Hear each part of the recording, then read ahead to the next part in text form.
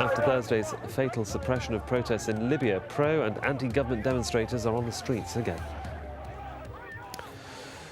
We'll move to Afghanistan now, where police say 9 people are dead after a bomb blast in the eastern city of Khost. A further 30 people were injured in the attack carried out by a suicide bomber with a carload of explosives. Most of the victims are civilians. The Taliban has claimed responsibility. Polls have opened in Uganda for a presidential and parliamentary election. Opposition figure Kizza Besigye has warned of protests if voting results are seen as unfair. But President Yoweri Museveni is confident of a landslide win to extend his 25 years in office. Why are you so agitated that there must be change? The economy is growing very well. We have brought peace. Education is expanding. So, what are your worries? AlJazeera's Mohammed Ado is in Kampala.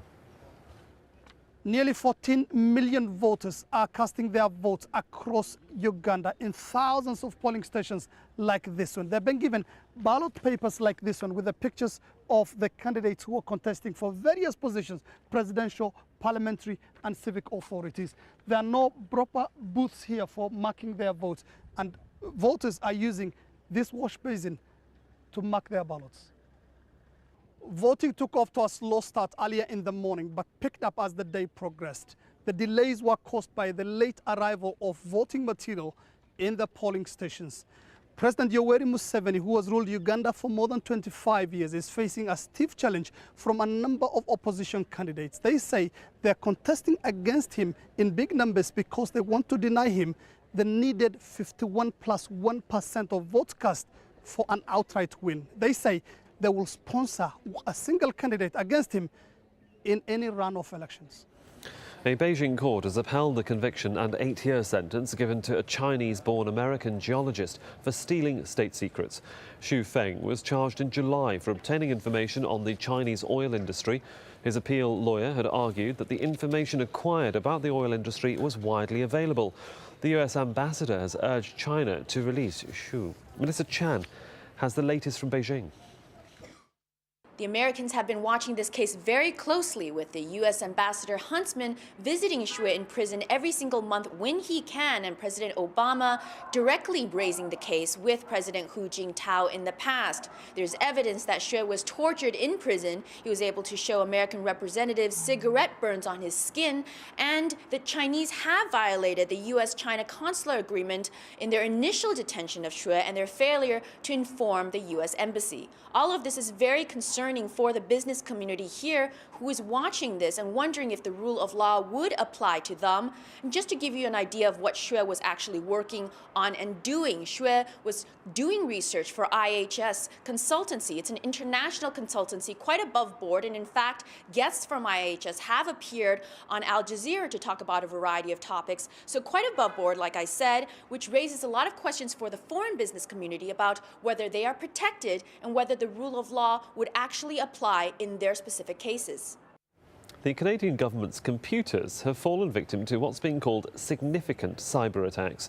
Local media say in recent months, hackers using China-based servers have accessed an agency that advises the Canadian Army. Imtiaz Daib reports. Canadian security officials realized federal databases had been breached by a cyber attack back in January. Hackers reportedly using computers in China are said to have gained access to highly classified government information. It's still unclear what the hackers were looking for or what exactly they found, because the Canadian government isn't saying. I don't comment on security operational matters. But the Canadian media is talking. They've reported that initially it was Canada's Finance Department and the Treasury Board that were targeted. But further information obtained by journalists suggests another attack may have been launched, this time on departments responsible for national defense. I can't comment on any specific reports, but this is certainly an issue we're aware of and that our security personnel are engaged in dealing with.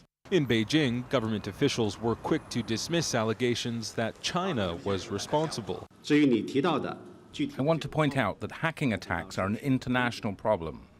China is also a victim of hacking attacks, so saying that the Chinese government supports hacking attacks is groundless. Regardless of who was behind the attacks, the Canadian authorities are taking the threat seriously.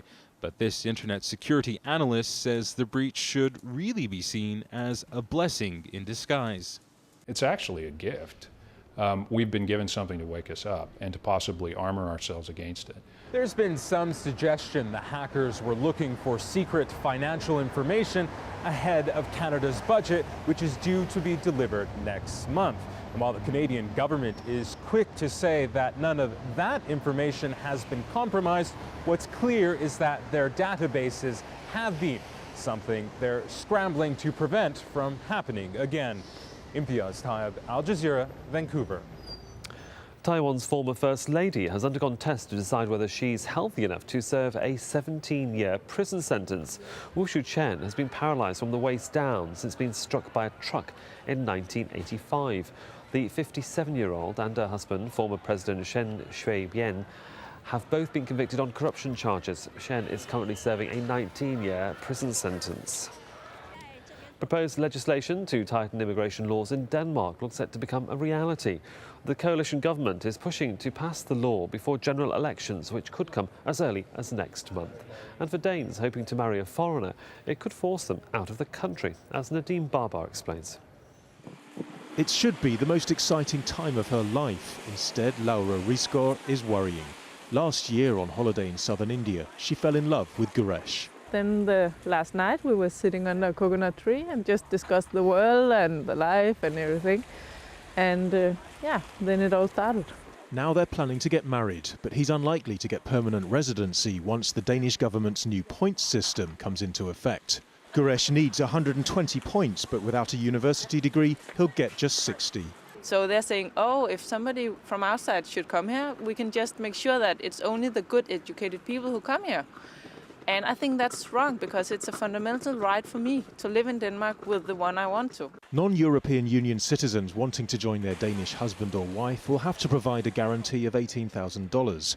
They'll also have to accumulate points for things like academic qualifications, work experience, speaking Danish or a designated international language such as English or German, and finding accommodation outside Denmark's so-called ghettos. Those are areas where many are first or second generation immigrants. The new rules are part of a wider public debate about immigration going on in many wealthy Western countries. Here in Denmark, critics argue that that debate's being dictated by the far-right Danish People's Party, whose support the minority government relies on in parliament.